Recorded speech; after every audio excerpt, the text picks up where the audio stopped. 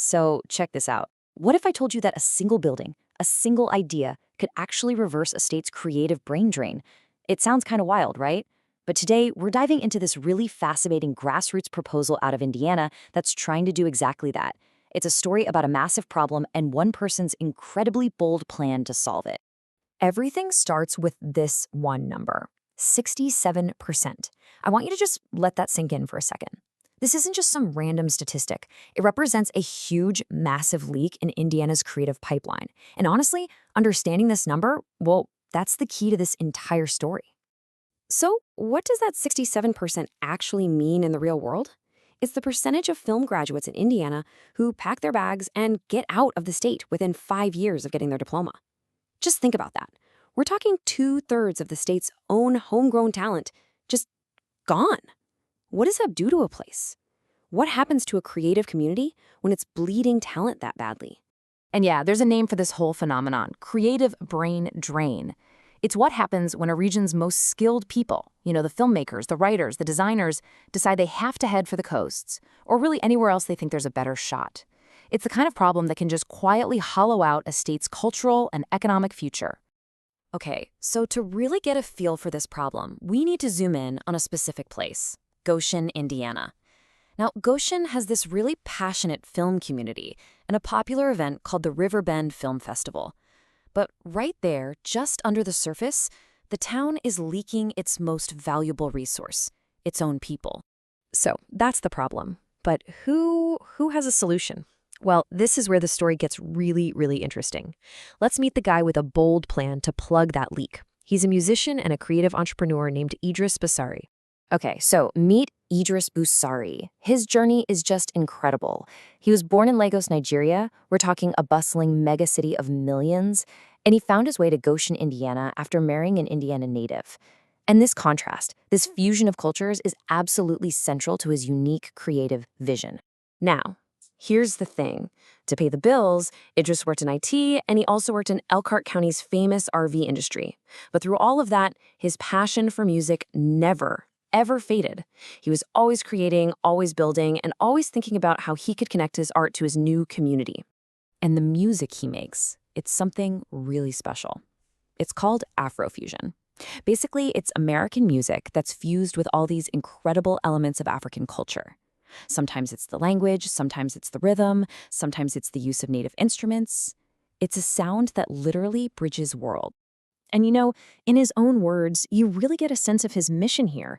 He's not just making tunes. He is carving out a brand new space in the local art scene. He's bringing a global sound to a Midwestern town. But here's the thing you have to understand about Idris. He's not just an artist. He's a community builder at his core. He's been using his art to really strengthen the local identity of Goshen, laying the foundation for his much bigger vision through this idea called creative placemaking. So what on earth is creative placemaking? Well, think of it like this. It's when you strategically use art and culture to shape what makes a community unique. It's all about making that bond between people and the places they call home even stronger. And Idris has the perfect example of this in action. Just take a look at his music video for his song Father. He filmed it right there in Goshen, and he collaborated with local spots like a winery and a bookstore. The song itself is this universal tribute to fatherhood, but by setting it in the city where he's actually raising his own kids, he just perfectly illustrates his whole approach, fusing a global genre with a very human story, all against the backdrop of small-town Indiana.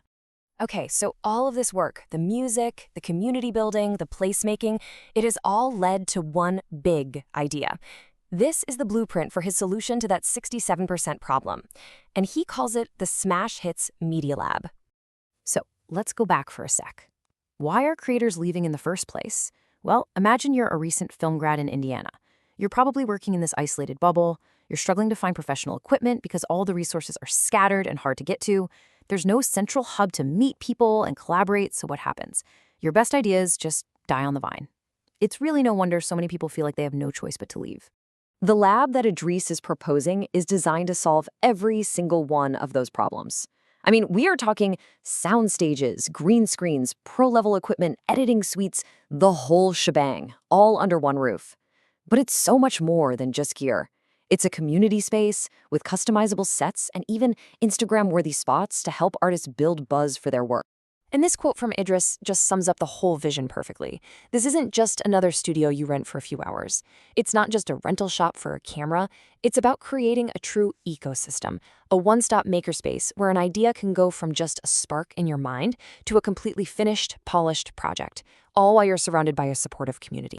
Now look, a vision this big needs a practical, real-world plan.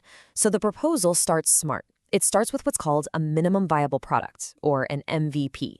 So instead of trying to raise millions right away, the initial goal is a totally manageable $50,000 to get a foundational space up and running. This first step is all about building momentum, proving the concept, and then building towards that ultimate vision. So let's play this out. Let's say it all comes together. What's the real payoff here? We're talking about a hyper-local solution to a huge statewide problem.